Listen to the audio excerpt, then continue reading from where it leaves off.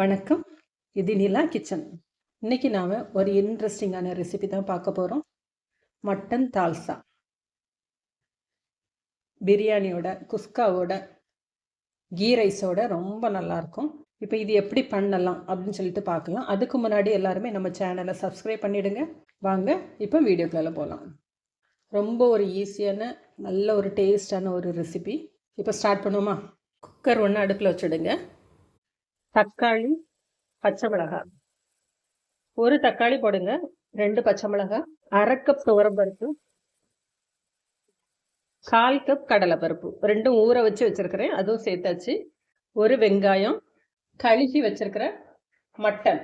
தால்சாக்கு என்னன்னா மட்டன் வந்து நிறைய எலும்பு போடணும். எலும்பு கொழுப்பு பிடிக்கும்னா கொழுப்பு போடலாம். ஆனால் பெரியவங்க இருக்கிற இடங்கள்ல கொழுப்பு ரொம்ப சேர்க்க முடியாது. அதனால நான் வந்து கொழுப்பு சேர்க்கலை. 2 டம்ளர் தண்ணி விட்டுடுங்க. ஒரு 1/2 டீஸ்பூன் மஞ்சள் பொடி, ஒரு 1/2 டீஸ்பூன் மிளகாய் பொடி, இதோட ஒரு பீஸ் பட்டை எல்லாம் போட்டு குக்கர் மூடி ஒரு 3 விசில் வேக வச்சு எடுத்துடலாம். 3லேருந்து 4 விசில் வச்சிங்கன்னா பருப்பு மட்டன் எல்லாமே நல்லா வெந்துடும். இதோட இஞ்சி பூண்டு பேஸ்ட் வந்து 1 டீஸ்பூன்.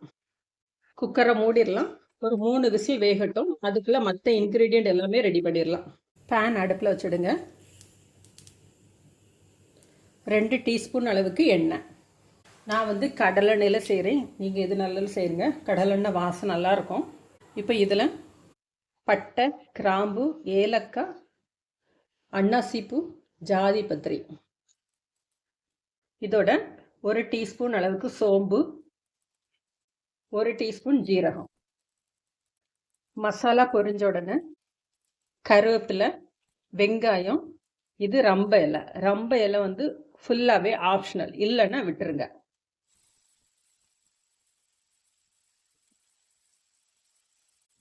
எண்ணெயிலே வதங்கி வரட்டும்.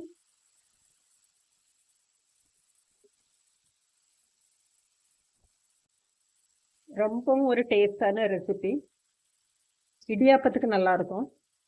பிரியாணி, குஸ்கா எல்லாருக்குமே நல்லா ஆப்டா இருக்கும். இட்லியோட விட்டு பாருங்க, அதுவும் நல்லா இருக்கும். வெங்காயம் நல்லாவே கலர் சேஞ்ச் ஆகட்டும், இன்னும் கொஞ்சம் இருக்கட்டும். வெங்காயம் குக்காகி வர்றதுக்காக கொஞ்சமா உப்பு. இது செய்யறச்சே அவ்வளோ ஒரு வாசம் வரும். நிறைய எலும்பு, கொஞ்சமா மட்டன், கொஞ்சமா கொழுப்பு, அப்படி செஞ்சீங்க அப்படின்னா ரொம்ப அட்டகாசமா இருக்கும். மெயினா வந்து எலும்பு நிறைய இருக்கணும். நல்ல குறுக்கெலும்பு பார்த்து வாங்கிடுங்க. முதுகெலும்பு நல்லா இருக்கும், ஃப்ளஷும் இருக்கும், டேஸ்டும் நல்லா இருக்கும். வெங்காயம் ஓரளவுக்கு குக்காகி வந்துச்சு. கட் பண்ண ஒரு தக்காளி.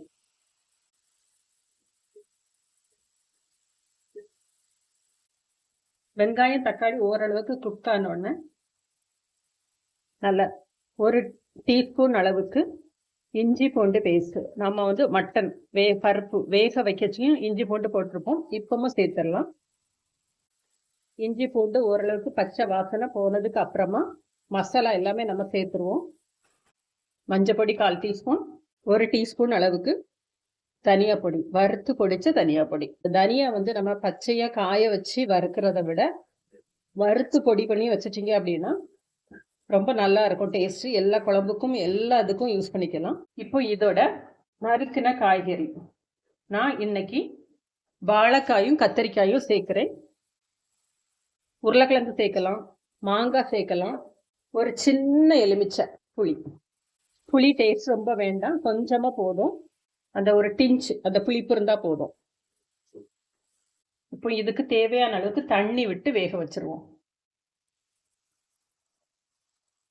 இப்போ மூடி போட்டு காயை வேக வச்சு எடுத்துடலாம்.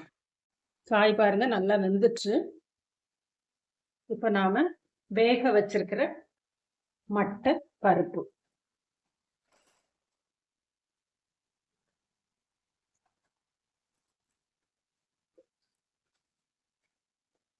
ஏன்னா உப்பு போடலை, வெங்காயம் வதங்குறதுக்கு மட்டும்தான் உப்பு போட்டிருக்கோம்.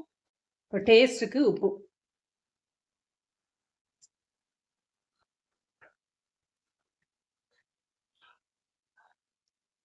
கொஞ்சம் வேகட்டும், எல்லாம் சேர்ந்து வரட்டும். கைப்பிடி அளவுக்கு நறுக்குன புதினா, கொத்தமல்லி நல்லா கலந்து விடுங்க. உப்பு செக் பண்ணிவிட்டு ஒரு 5 நிமிஷம் சிம்மில் இருக்கட்டும். எல்லாம் நல்லா சேர்ந்து வந்தோடனே இறக்கிடலாம். நம்மளோட தால்சா ரெடி ஆயிடுச்சு. இதே போல் நீங்களும் செஞ்சு பாருங்கள். செஞ்சு பார்த்துட்டு எப்படி இருக்கு அப்படின்னு சொல்லிட்டு ஃபீட்பேக் கொடுங்க. தேங்க்யூ.